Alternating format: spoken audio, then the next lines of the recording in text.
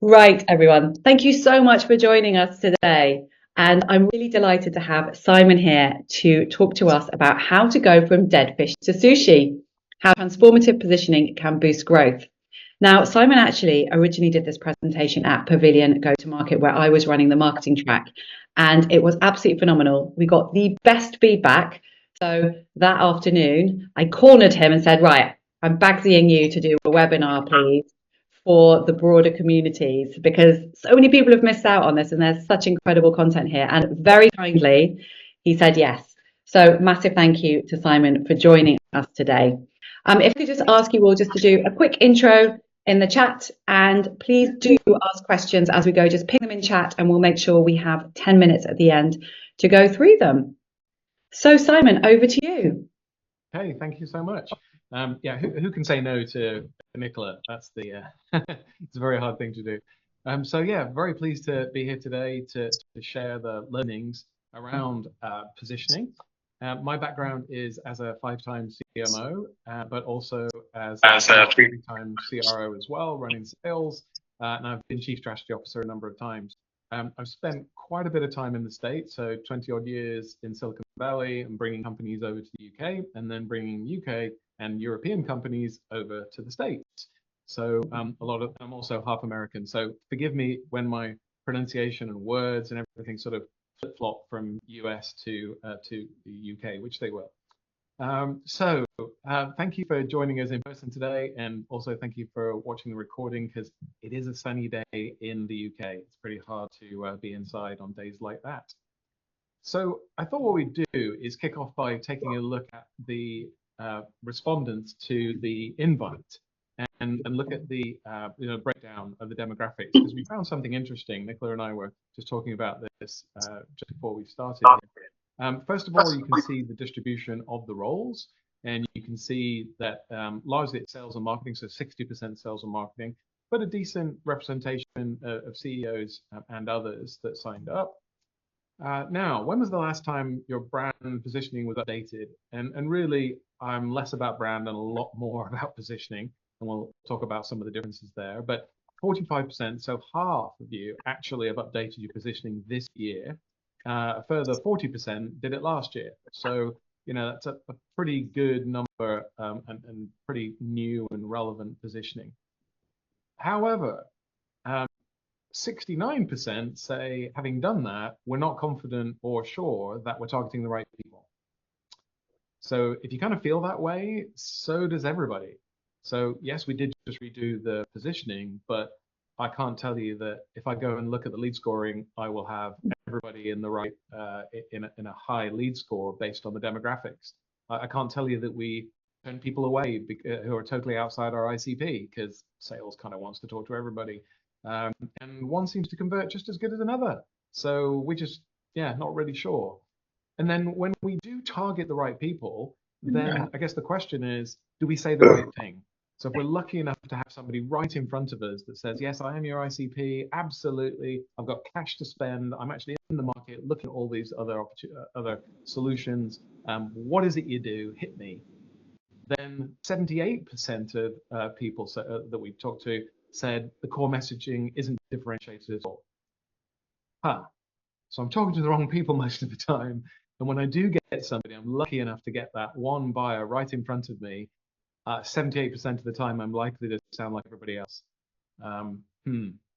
So that is what I spend most of my time focused on solving, is making sure that companies are talking to the exact right people.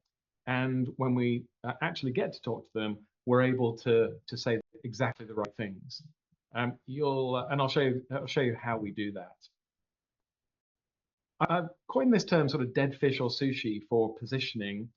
It comes from when I was a VP of product marketing at the 8th fastest growing company in Silicon Valley. Everybody, all the senior team were billionaires. They were on the front cover of Time magazine. I'd written this press release and I took it into one of the co-founders, and he looked at it and he chucked it back at me and he said, I asked you for sushi and you're bringing me dead fish. And I thought, this is not about dead. What's he talking about? But it hit me shortly after that exactly what he meant. So that stuck with me quite a bit. Let's look at what the dead fish problem actually feels like in a company. And these two things talk about saying the right thing to when we've got somebody in front of you and actually targeting the right people. If we look at the right-hand side first, actually, targeting people, 95% of CROs and CROs say that actually we'd be in a much better position if we could target the right people. And up to 60% say it would make a huge difference. We're talking about generating between 16 to 20% growth in new revenue. Is there anything that you can think of you could do right now after this webinar that you could do that could generate 16 to 20% more revenue? I bet the answer is no. No offer you're going to do, no price change, nothing. So think about how powerful targeting could be. And then when we think about saying the right thing to people, the top three reasons, the top three obstacles that CEOs will tell you are the greatest obstacles to acquiring new customers. Number three, unclear value proposition. So we just, as a CEO, I know our value prop is not clear. The second most common is the other people just say, yeah, we do that exactly the same, we're just cheaper. So commercial terms. And the top reason is we can't get access to the right stakeholders, the people high enough in the value chain. Well, guess what? If you have an unclear value proposition, why would any of these people talk to you? And if they did talk to you, if it's not differentiated, then all they're going to do is someone's going to say, I can do that and do it cheaper. So it's actually by far the top reason that is killing the business that that most people have, because we just don't know what our value prop is. So we're offering dead fish instead of sushi. So what does sushi look like? Sushi is when your product, insert your product name here, is in a market context, so everybody knows the type of market you're in and what you are, where you can easily win. When was the last time your sales rep said they can easily win?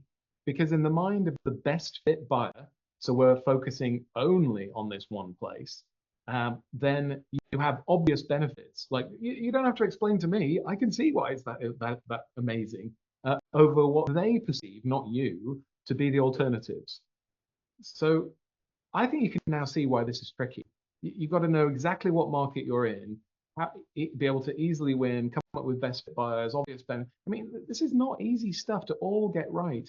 And part of the reason is it's all in different areas of the company, right? So easily win because of product pieces isn't in the same place as the benefit, which isn't in the same place that decides the ICP, which isn't in the same place that does the competitive analysis, blah, blah, blah. When do we ever get together for, I don't know, half a day, 2 days, 3 days to sort this stuff out? We're too busy, we don't. So trying to figure out ICP, differentiation, personas, real competition, unique features is not easy. Now, let's play the dead fish versus sushi game. I'd like you to punch into the chat whether you feel the following sites are dead fish or sushi. And you can go back and apply this to your own site. I'll give you a tip. Most startups, when they first begin, describe what the product is. They don't provide the benefit. They don't tell you how it's differentiated from all the other ones because they just come up with it. There's nothing like it. So we say it's the fastest way to search unstructured data. Okay, so what? So then you have to figure out, as the reader of the website, what we would do with that. I have no idea. Versus some of the things we'll show you. So look for the 1.0 type positioning, which is really all about describing something versus what the benefit is.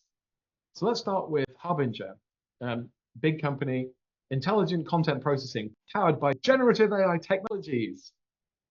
Dead fish or sushi?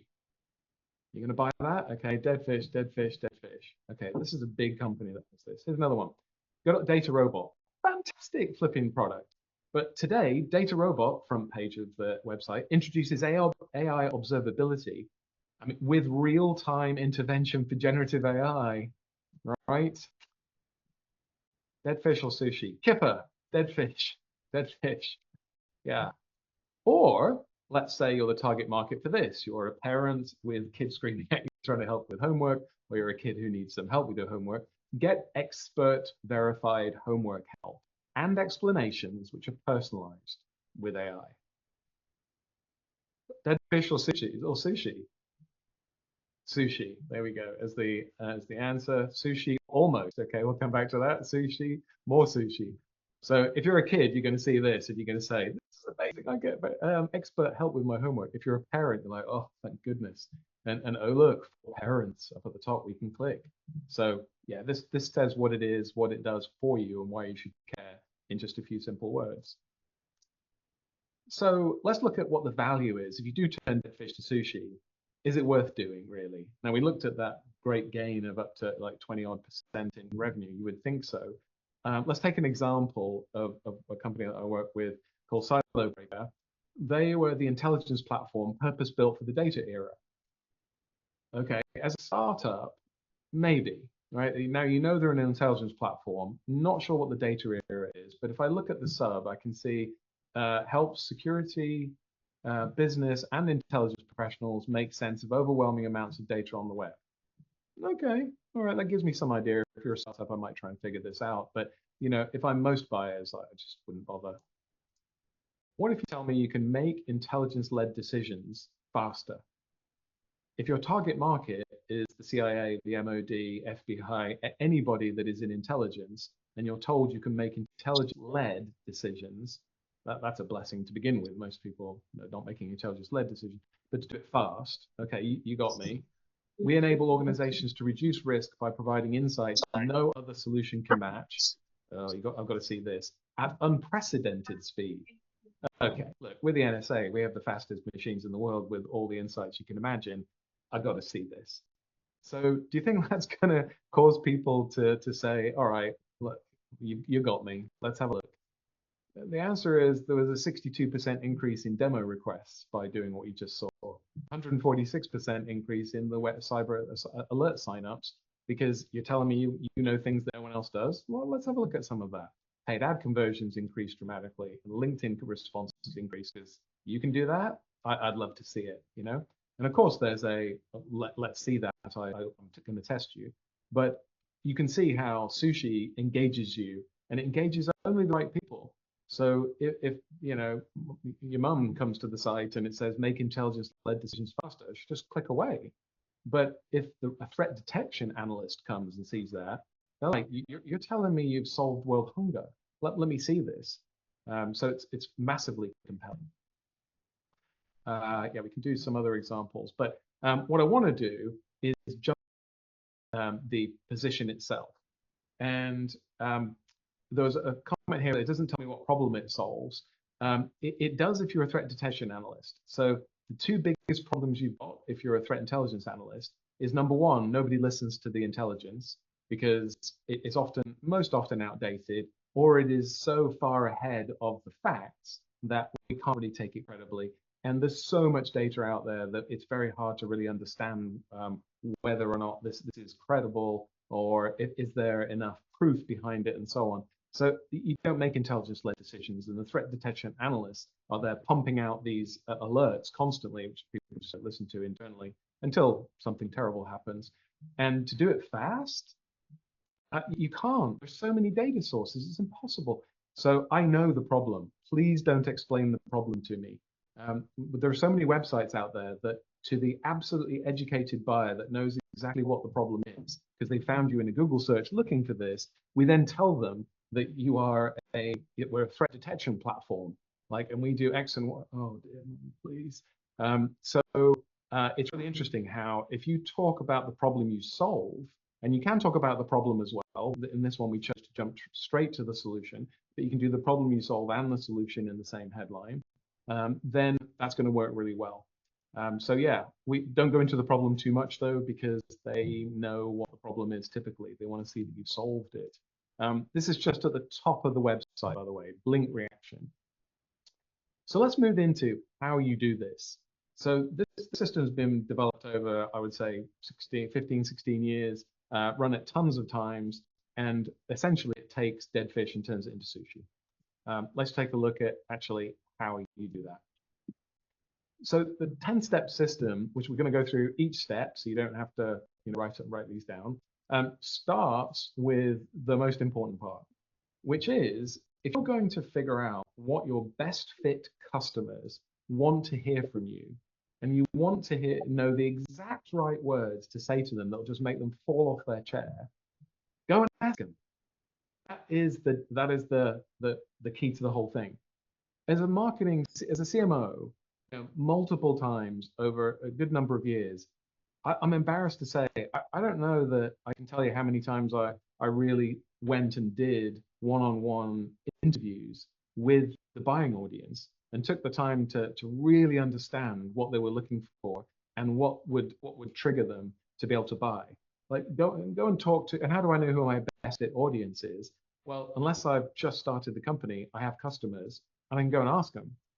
And interestingly, they will tell you exactly what lit them up and what was surprising to them. And I'll show you the difference between what you think they would say and what they actually say when you do that research. So let's take a look at the first bit: understanding customers that love you. You want to talk to a good cross section of people. So employees are important because honestly, it's a really good way of juxtaposing what we thought everybody we wanted to hear and what we think people would like to know is the positioning versus what they told us. So employee interviews are important for that, so we can compare them against the market. Users are people that are actually using the product. They depends on the product, depends on where they are in the buying cycle as to how important that information is. But the killer information, the really great information, comes from the champions. These are the people that are out there Googling for a solution, that come across solutions and actually are trying to find solutions to their problems. They are very distinct from the economic buyers. So about 2 years ago, what happened is when it was growth at all costs, people were buying anything, and you didn't have to convince them very much. You just said, "You've got a problem. We've got the solution. It's great. Look, it makes your life so much better." And they then went to the economic buyer and said, "Hey, I need some money for this," and there was enough money around, and they just bought it. Now, it wasn't quite as simple as that, but it wasn't far off in many areas. Today, it's completely different. That changed a couple of years ago, and it became efficient growth only. So we're not spending on anything that doesn't show there's a benefit to the bottom line. So Champ, I'm really happy that you found insert solution here, and it's going to make your life better. That's fantastic. And you can go home earlier and you're going to have a nice life. I love that. That actually doesn't matter as much as you might think when you look at the budgets we've got. So I'm not signing off on that. Unless you can show me something that is going to economically prove that it's going to save us money. You can make money as well potentially, but honestly, I'm more interested in cutting back. So what's incredibly efficient? If you can show me that, then I want to help you. I want you to go home early. I want you to have this tool. It's amazing. But I'm not interested in all the reasons you're interested.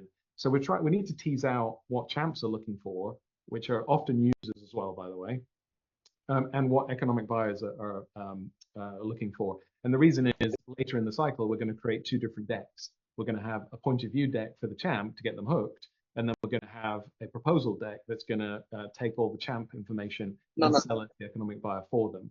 So, have somebody doing the selling for you. And then partners. So partners have a pretty different way of looking at the world. It's just a little bit off from the way you see things. And they're going to tell you things about you, which, as a company, as a company to do business with and so on, which are going to impact the lens through which people view you. So these are different cohorts that you need to talk to, and you need to label them differently. So when you get into discussions, you can say, this came from users, this came from partners, this came from champs, and so on. Because if you don't, it just all gets mashed together, and it's not really that useful. The next thing is, once you've done that, you've got a whole bunch of information, and you're going to have a lot of information having done those interviews. You need to gather a group of people together that can be the people that are going to agree the new positioning. Now, you're going to go on a journey together, and anybody that wasn't on that journey won't have the same experience as the ones that did. And so trying to explain afterwards to the CEO or the CRO or the CMO or the head of product marketing, or whoever it is that couldn't show up to these meetings, what came out of them, you end up with misalignment. So you want the CEO in these workshops, in the discussions you're going to be having. You want the top sales, often the CRO and the top salesperson, right? Because the CRO can say, yeah, I agree with that. And when it gets out into the wild, the top salesperson, who everyone looks to, says, that's crap, that's rubbish, I would never do that. And it just torpedoes it if you're not careful. In marketing, the CMO, and then head of product marketing. And so many companies don't have a head of product marketing, which is actually the root cause of why you have bad positioning. Positioning is owned by product marketing, and so many people don't have any product marketers, and that cuts to 20-30% loss in the bottom line. But that's another story. So marketing and product marketing, and then product normally should be in the meetings to make sure they say, you know what, your product can do that, or that. Actually, in many cases, they'll say, that's what people said they wanted. Oh my goodness, the product can do that. It's just not surfaced in the UI. So it's good to have product there, although they're typically quiet and then pipe up at critical moments. And then customer success, people that are responsible for making sure that companies come back and want to. So that's who needs to be in the discussion. And if we could mute whoever's come off mute, that'd be great. Let's take a look at what happens when the customer information that you've gleaned comes into contact with the positioning team for the first time. So you're in a company that said, we looked at the employees and they said, we're an intelligence platform purpose-built for the data era. Now, let me tell you, we're not a tip, right? That's one thing we're not. We certainly are strong on OSINT. We are able to break down silos and we contextualize unstructured data. We compete against recorded futures, and really we enable the single pane of glass, and we do physical threats as well as geopolitical threats. That's what the employees said. In fact, it's exactly what was on the website. The customers never said a single thing like that. What they said is, you're the Google of threat intelligence. Bloody hell! You can just type threat words, and it will pop up right in front of you. All the dark web stuff, all of the stolen credentials, all of the threats that are being made against your company in the dark web will be visible. Yep, just like a Google search bar. Wow, I want to see the demo. They said we give you high fidelity results. That's what the customers said they get from this. We give you the intelligence in context. A bomb went off. Oh, that's terrible. Okay, 5 years ago. Oh, that's meaningless. So the context is everything, because that's what drives relevance to us. And we are able to satisfy our stakeholders because we have high fidelity results. We have high confidence in this because we know what the context is. Wow. None of these words are like any of these words. You hear how the language is so polarized. So it's really important to look at the vocabulary and learn from that, because that's going to be the basis of a lot of the repositioning going forward. The real competition comes from who they would have used versus who you think they would have used.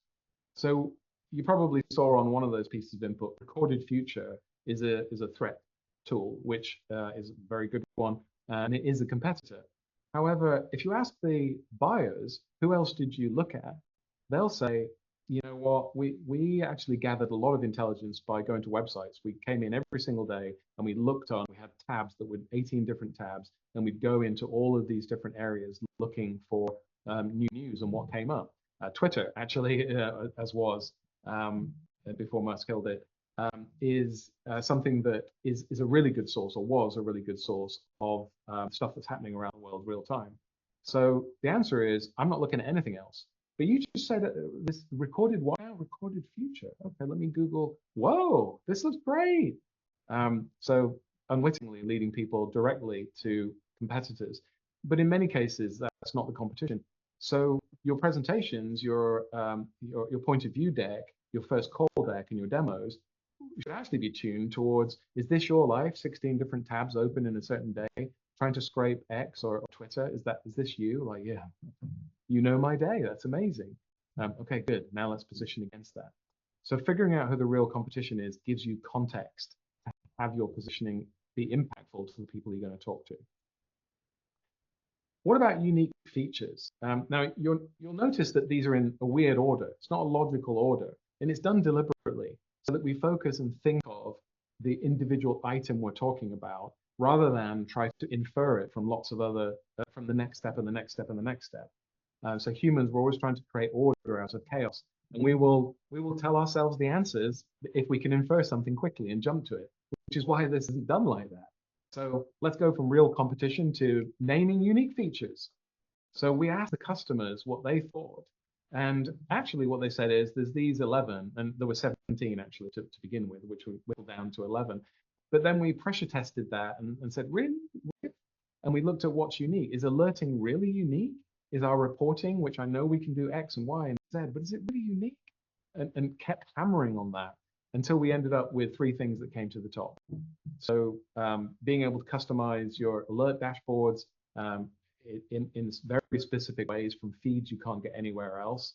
Wow. Entity search and relationships.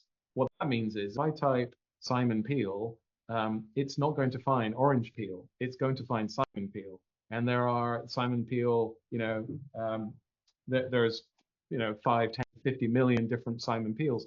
I don't want that aggregated. I need to know it's me. So if it's a specific person, an entity, I want you to look for that entity and compare that entity over time, no other entity. So this thing is critical, otherwise it's worthless. And I want to aggregate every piece of intelligence and news you can possibly imagine. You can do those three things, you got my attention. So what three things do you do uniquely well in the product? Not 33, what three things? So start there and you'll have something to talk about. Now, the fact that we've got these unique features means that there is value to that. So we need to understand the difference between features and value. So features are the things the product does, value is what you get because of it, the outcome. If you start to do, by the way, feature, benefit, value, blah, blah, that's all marketing speak that we just get tied up in. What's the difference? Was it a feature or a benefit or a value? Or, I've tried that in workshops, and my goodness, it just gets too complicated. So polarize it. Features, value. Interestingly, the features are much more what the champion wants to hear about. The value is much more what the economic buyer wants to hear about. So interesting tidbit. So the three things that you can do, what the value that in this particular example, the value is you can centralize your assets, speed up your proposal creation, and win more business. So when we talk about that, how do you centralize your assets? Well, you can stop searching, start creating. This tool stores everything in one place securely, blah, blah, blah. Let me give you a proof point to that. 25 million files live at any one time. You speed up creation of proposals. Really? Yeah, because everything, collaboration, everything's in one place. This means that you can do things 10 times faster. And the output is win more business. You can double the number of proposals that you put out. How do we know that? We asked the customers. When we interviewed the best fit customers, we asked them, what's the value of this product? Why do you love it so much? How would you measure the value of that? If I had to say to you, I want an ROI calculator, what would you put in it? Well, it doubled the number of proposals we put out. Did it? Give me some examples then. And they do. So now I have customer references with built-in ROI calculations and proof points that I can use in my value proposition. So now you see these values are things that an economic buyer is going to really care about. I go to not the champion or the user, but I say to the CFO, potentially the CEO, how would you like to be able to pump out twice the number of proposals? Do you think you'd win more business if you could do that? And if those proposals were much better, because basically you could search every single asset you ever had and find exactly the right one in seconds to add to your proposal, would that be something that you'd be interested in hearing more about? Because you double the number of proposals, you're going to increase your win rate by, what is it, 10%? Who knows? If it's 200%, that's great. You double the amount of proposals. But let's say it's only 10%. 10% growth in your revenue from one product, you got to take a look. So this is what lights up the economic buyers. So now we're going to back into, we've had a lot of fun thinking about what language we'd use, who the competition is, what features we have, what the economic buyer might want to hear about, but who are we going to go and target? And this comes to the, are we really targeting the right buyers? So we need to come up with something that's actionable enough that isn't, it's more about who the economic buyer is or the champion. So in this case, this is the champ. And we know what the goal of the champ needs to simplify and expedite the proposal creations, right? They've got to reduce the time because, funnily enough, even though we need to produce more, this was in the AEC industry, the architecture, engineering, and construction industry. So the number of things being constructed has been down for a good long time. So in order to win more business as a company that's pitching proposals in that marketplace, you have to essentially just turn out more and more and more proposals. However, there weren't increasing the number of people writing the proposals. So guess what? You've got to do twice as many proposals with the same number of staff. How do you possibly do that? So this deal champion is acutely aware of the pain. They've got to reduce the time that it takes to create these things, but they can't reduce the quality because then the proposals won't close, right? They won't win the business. So it's a conundrum they're stuck with. They can't find most of the resources that they're supposed to use in the proposals. Their frustrations are, when they go to the people that have the photographs or the people that do the on-site surveys or have done proposals prior, they'll say, have you got a library where it's built out of glass and there's a river close by? That's just the basics. We've done one of those before. Yeah, no, we've done one of those before. Brilliant. Can you give me the high def, high res picture for that and just shoot it over to me? Like, are you joking? Like, you think I have exactly that file? Of course I don't. I can't do that. I'm busy. I can't do it. So wait, so you're not going to help me with? No, I've got a deadline for the proposal. Sure you do. Can't help you. So you end up with a lot of frustration building in these companies, as an example. So I won't go into any more detail, but you can hear the visceral amount of pain I can generate by, and also the way that I can empathize with this champion to the point where they go, are you looking in my window or something? Are you sat next to me? I mean, that feels like my day. Right, I know. Let me give you an idea about something that can solve that. And let me show you just 3 things that will probably make you interested. So now you see, if you know who exactly the right person is to be the deal champion, everything we've just talked about as far as value and also the features all line up. So you know what to say to them. And when you say those 3 things, they say, it's like you know me. It's like you're sat in the chair next to me. When you say, these are the 3 features, they say, I'd like to see them. When you show them the demo, you demo 3 features. You don't demo everything. I can't tell you how many people get on a demo, which is all our #1 CTA, see a demo, see a demo. And what happens is we get in the demo and they say, right, so this is our screen, and here's all the pull downs, and on this menu we've got 50 things, and yeah, if I click on this, look at this, and oh, this is great. If I right click here and I left click there, and what is this? This is rubbish. So we just don't get conversions then from the demos. So it's pretty straightforward. Once you know who you're targeting, you've empathized with them because you know what their pain is. You know what the features are they're going to care about, and you before you even get into the demo, you made sure of that. You spoke to them, and they became an SQL, and yeah, that's what I'd like to see. And then when you get to the demo, just demo what we said using the empathy we talked about, and then launch into discovery. Right? How quickly you got to do this? How many people are there making proposals at your company? How many proposals have you got to do in a year? I mean, roughly, or a month maybe.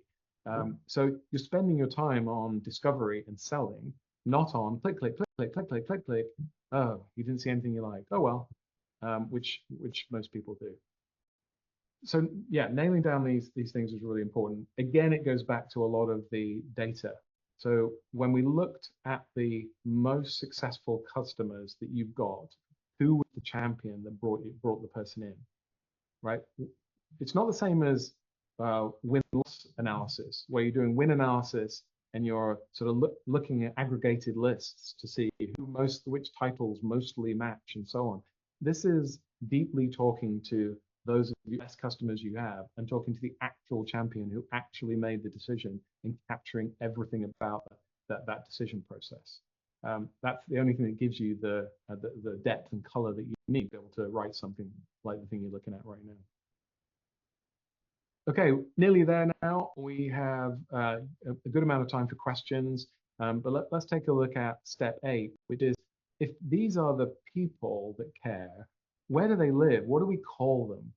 What's the right market position for this product? So there's essentially three different ways you can position in a market or choose a market.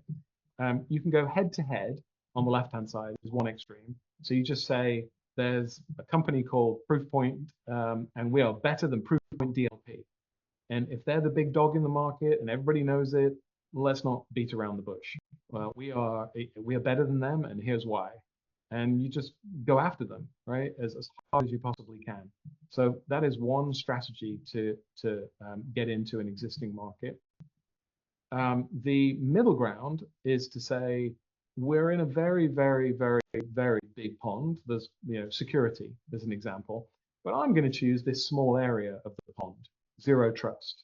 So I'm going to talk to you about we're the leading security vendor in zero trust.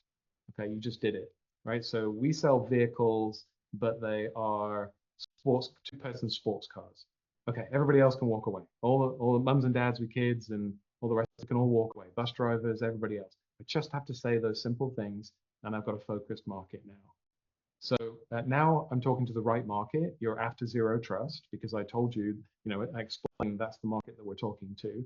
We can now have a good discussion about.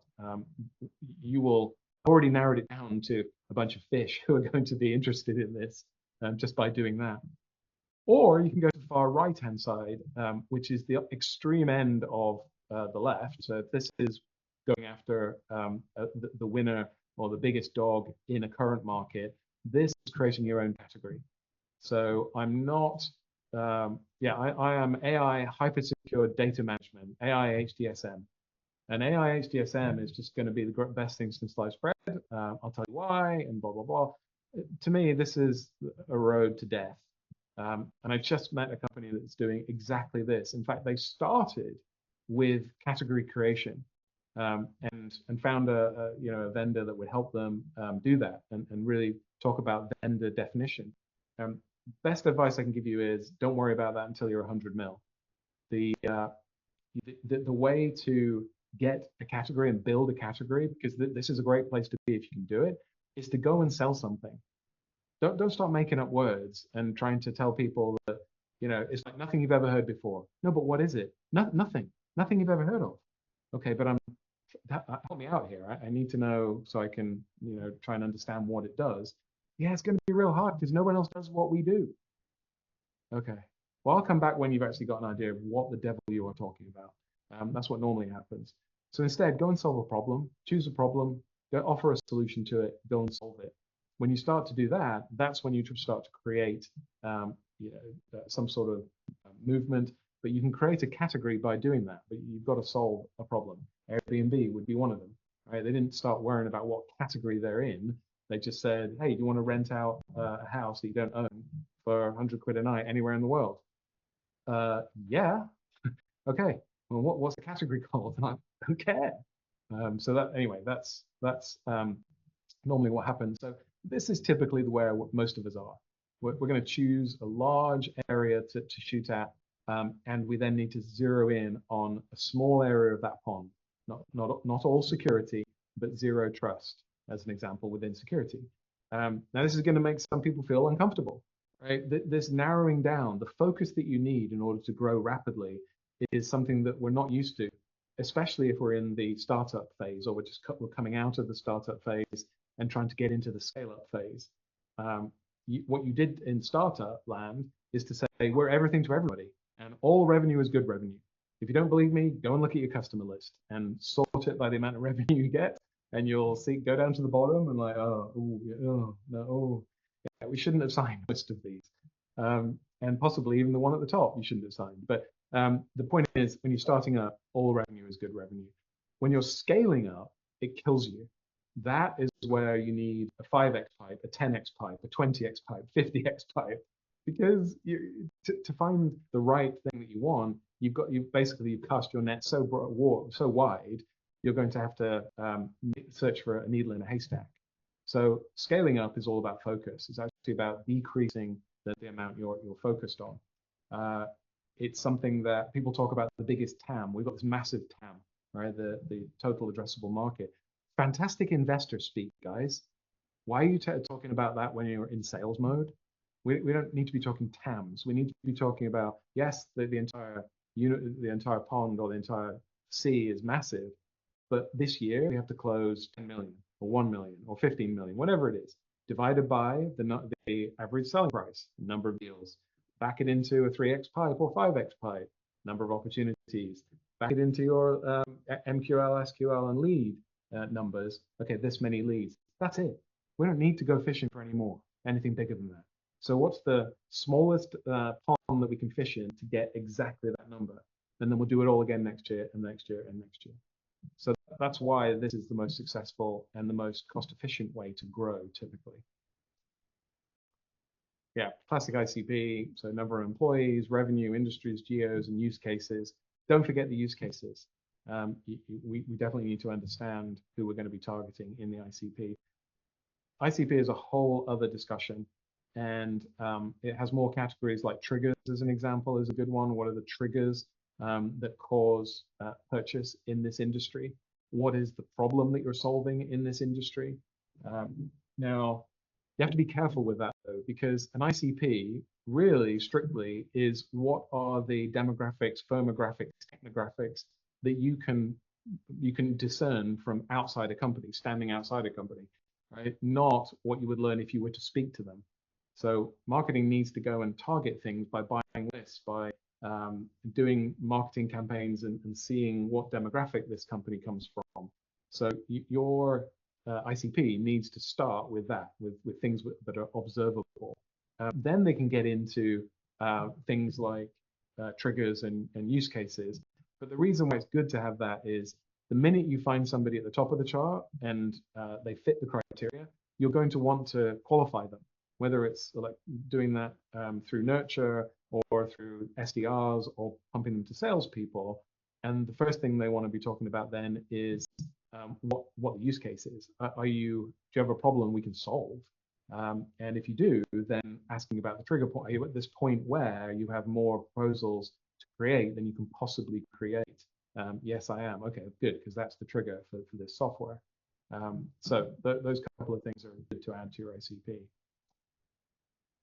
Finally, then, you've got to capture all this. So this is often where it falls down. So if you're fortunate enough to be in a company where you've done a bunch of research, you spend enough time with the right people in a conference room and really go through all this and align together, then you've got to somehow capture it. And at 6 o'clock on a Friday night, no one's going to be wanting to sit there and capture anything. And so typically it's, well, we'll do that Monday morning, by which time you've forgotten a bunch of the nuances. But we do have the sticky boards, or we have the post-its, or we have somebody was taking notes, weren't they? In fact, everybody's taking notes. It just, that doesn't work so well. So what I like to do is capture this on a page. Positioning on a page is super powerful because it puts everything we agreed on into one place. And that's what we need to go back to as a team in the light of day and say, this is what we agreed, right? Because if it isn't, shout now. And when I say that, let me be clear about what I mean. I mean, if we agreed something that's different to what we said here, tell me. If we agreed something that you still don't like and want to reopen, right, in the cold light of day, not interested. The time to speak was in the workshops and in the discussions that we had. And we sat for a good long time and noodled on exactly that point you raised, Jane or John. And that's the answer that we came up with. It's on the screen. So let's talk about, of the things that we all said were the best we could come up with, what's right or wrong about that? Like, is there anything that's missing? And so this shows our target market. It shows the personas that and the segments we agreed on. It shows the competitors that we agreed on, the 3 unique features, and the 3 values that we agreed on as well. And from that, we needed to discern a one-line description, and we also need something that go on the homepage hero banner. Let me just say, for all the marketing people in here, I leave this blank. The one-line description and the homepage banner, I leave blank on Monday morning when we've come back to look at the output from our discussions, because Otherwise, you just get wrapped around the axle of, oh, that isn't the right word. It shouldn't be costly. It should be expensive. Or yeah, that's not what we're trying to do in this first phase here. So nail down that this stuff is right, and then go and create a one-line description and a homepage banner. And by the way, get ChatGPT to spit out, 10 of those based on all the discussions you've had, based whatever you've captured. Just throw it into ChatGPT and say, here's all the output from massive discussions we had. What would be the one-line description you'd come out with, and give me, 10 options. And you, as a marketing person, look at that. Do the same thing from the hero banners. Ask it to come up with the power of three. Right here, protect sensitive data, prevent costly leaks, ensure regulatory compliance. Ask it to do it based on company name does, or company name solves, and it'll give you some really good ideas. Once you've got a handful of them, then you can release them as candidates out for a vote, as an example.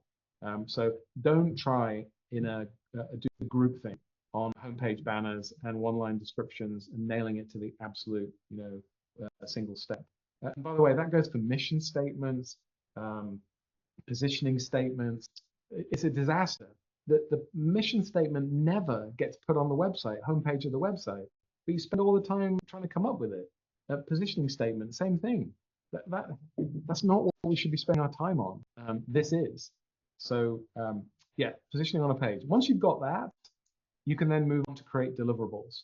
And the last couple of minutes, I'll just give you an example of deliverables.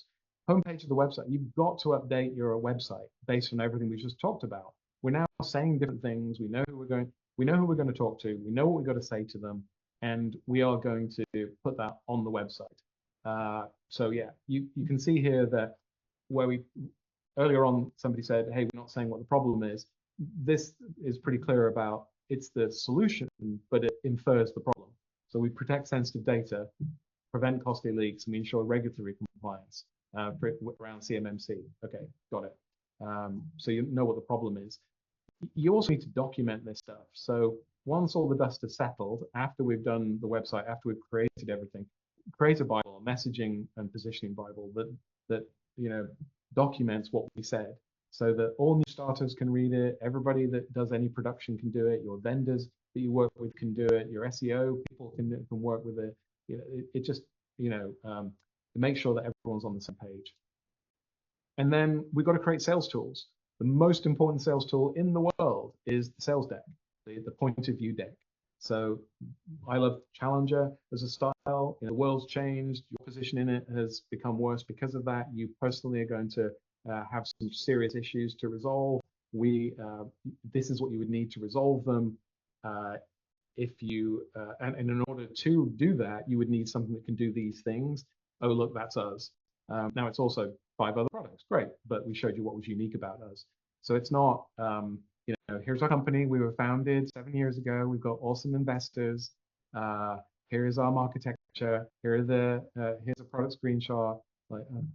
Nobody wants to hear that. Engage my brain with the empathy and with the messaging we're talking about. And then arm your internal people with battle cards. So it's all on one place. The sales rep they know the 3 things that they're going to say. They've got the evidence, they've got the quotes. And then start pumping out content that goes on the website that SEO picks up, and you become the people that are known for this. So those are the deliverables, effectively. We'll go into a Q&A, but essentially, think to yourself now, is your positioning more dead fish than sushi? Is it really describing the problem crisply that you solve and in a unique way? And is it doing that to a very specific audience you've narrowed down to and are really committed to talking to?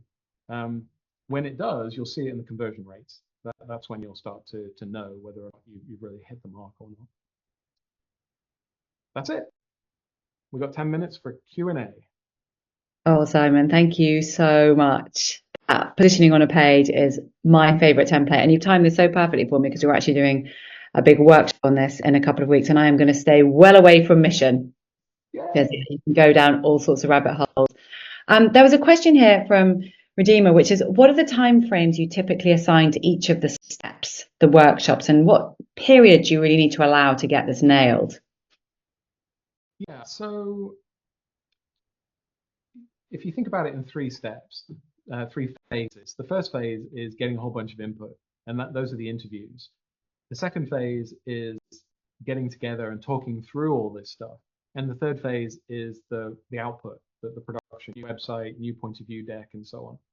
The initial phase, if you had 20 customers all willing to talk to you, you could possibly do that in 2 weeks, let's say.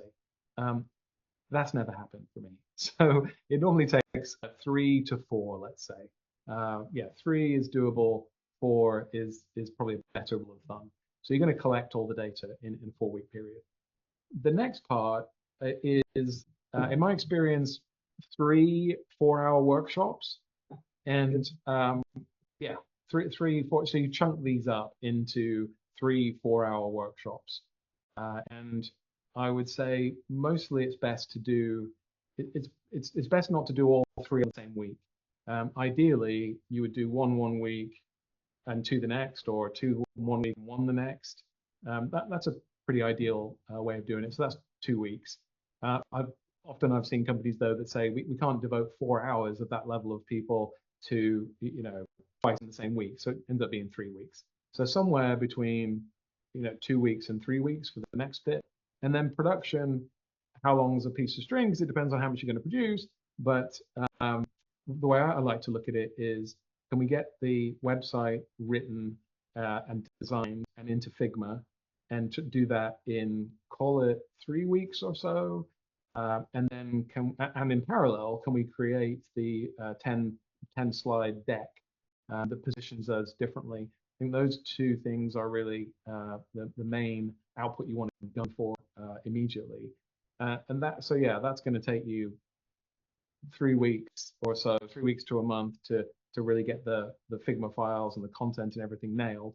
And then you've got to put it onto the website, which can be done in as fast as a week, typically. So rule of thumb is 2 months if you break it down, plus or minus. Which, by the way, to reposition an entire company and with confidence, with something that you all agree on, that you all think is amazing and can't wait to say and you believe in, that boost gets potentially, up to a 20% change in revenue. 2 months work that's nothing. You couldn't do one campaign in that time. Yeah, particularly when you see companies that do it every year and take 2 months each year, but still don't feel comfortable with it. So it's really important to do it properly and get everyone's buy-in, which is actually a great segue into Winnie's question, which is, how do you gain support from the executives to give you the time and space to carry out this 2 month piece of work, when actually what they're saying, well, we just want pipeline. Yeah. So the people I deal with mostly on this are CEOs. It's CEOs that typically know they have the problem. So if you talk to marketing, and I'm putting myself, in both the CMO camp and the CRO camp, but if someone was to say to me, your positioning is not very good, is it? You need some company or some company come in and help you with that, or you need to really rev your positioning and run a whole thing. I might say, maybe. I mean, I honestly don't have time to do that. I need to I need to generate leads. It's good enough. I mean, I'm not sure I would halt everything and support that. On the sales side of things, they're going to say, well, candidly, the website doesn't say at all what we do. I don't like it, but my team get out there and they do the work and they're amazing, and they position the product well. To which you say, really? So you're closing like what, 100% of deals, or well, no, is it 3x type you got? So you're closing 1 in 3 consistently like this all the time? No, nothing like that. So maybe that's not true then. But the CEO is going to look at this and say, I don't know what you're thinking, CMO, and you, CRO. Look at the cost of sale. Look at the number of losses we're having. Look at the amount we're spending on customer acquisition and not closing. This isn't working at all.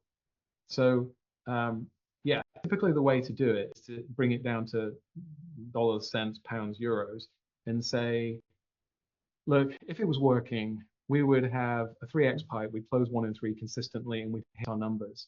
So are we hitting our numbers? Yes or no? If we are, you're never going to sell this. You don't need to do it. So the answer is no, usually. Okay. If we look at our conversion rates just in the cold light of day, leads that come in, converting to MQLs, to SQLs, to pipe and close. Do we have anything like an industry standard? Anything like that at all? 3x, close on your pipe? No, nothing like that at all. Okay, so let me tell you something. We're talking to the wrong people, and we're saying the wrong things. And how do we know? Because we never asked anybody. We just make it up inside conference rooms, right? Is there any logic in that, do you think, CEO? Could that be the reason why this is all messing up? And then I'm happy to help you with that and sell on that. But I've seen this a million times, and investors love this because they know that's the truth as well. So investors will support this in many cases. And I'll tell you briefly why in 60 seconds. It's because investors only invest, especially PE, if you focus on PE, they invest in companies where they think the go-to-market can be better. They don't invest in companies where this product really doesn't work, and I hope it will one day. They're investing in products that work well, but where go-to-market can be improved from an efficiency perspective. They're already predisposed to hearing, yeah, I know the marketing isn't what it could be and the sales isn't what it could be. That's what we need to solve. Okay, I've got something that targets only best fit customers, says the right thing to them, and it changes the conversion rates. Would you buy into that? Duh, of course. Okay, let's have a chat with the CEO then. So that's the best you can do. If you're in a company where everybody thinks it's great and you're happy with the results, or you're happy not with the results, nothing you can do, So maybe have them watch this session. Yeah, and great recording to send out. I think we've got time for one more question. So Matt, thank you for waiting patiently. Do you want to come off mute and share? Thanks, Nicola, and thank you, Simon. That was a really brilliant 10-point plan, which really kind of resonated a lot. I'm conscious we touched a little bit on baggage that language brings in these processes. So I'm kind of slightly wary of going back into that world, but the language around this stuff is so important. I just wondered if you could talk a bit about the difference between positioning versus messaging. Just because as a stimulus that you use through the presentation, the positioning on a page had homepage messaging, for example, and the Bible that you showed talked about headlines and so on. And then you talked about getting into a swirl of wordsmithing with people who, frankly, shouldn't be there spending time wordsmithing. How do you sort of pull those two things apart? Because I imagine getting the positioning right is super important before you then actually start to spend time crafting the messaging. Yeah, so they are intimately intertwined, is one thing I would say. Second thing I'd say is, as marketing people, we know the difference very clearly between messaging and positioning, and we know the difference between benefits and value and so on. But when you deal with that broader group, it just falls apart. So that's why I tend to just say, let's position ourselves in a particular way. What you noticed is it does actually veer into messaging once you've decided the positioning. So for me, positioning is the big picture. Like what market are we in, and what problem are we going to solve for whom? That's pretty much it. But then when we get into what do we say and how do we do it, we're already into messaging. So, but having to worry about, am I talking about positioning or messaging? It isn't actually that big a deal. And one leading to the other isn't necessarily, you don't have to do one before the other. The workshops, you've got to let people use the vocabulary they're going to use in the workshops, I guess, to have that discussion, and not say, wait, that's positioning, that's not messaging, or vice versa. So you're absolutely right. The umbrella is positioning, messaging are the words. But if I could do anything, I actually would focus more on the positioning if it's not clear first, to get context. If that's not clear, then yeah, you're right. If you don't know what market you're in, who you're selling to, and why, then nail that first. Thank you. Wonderful. Well, perfectly on time. Thank you so much, Simon. That was just phenomenal. So many takeaways. And I'm so glad I got the chance to watch it again as well. I'll be sending out the recording and the deck. And Simon, are you happy for people to reach out to you on LinkedIn? Yes, please do. Please do. Great. So happy to help. Questions, ideas for a living. Love to do this for you. But let me know what questions you've got. So I will make sure I include Simon's details in the email as well. But have a wonderful afternoon. I hope you get to enjoy some sunshine. Looking forward to seeing some of you tonight. And Simon, I'm so sad you're not coming. I will make sure you are VIP guest for the next one. Awesome. Thank you. I'll pick the cocktails. Thank you. Take care, everybody. Thanks. Bye. Cheers.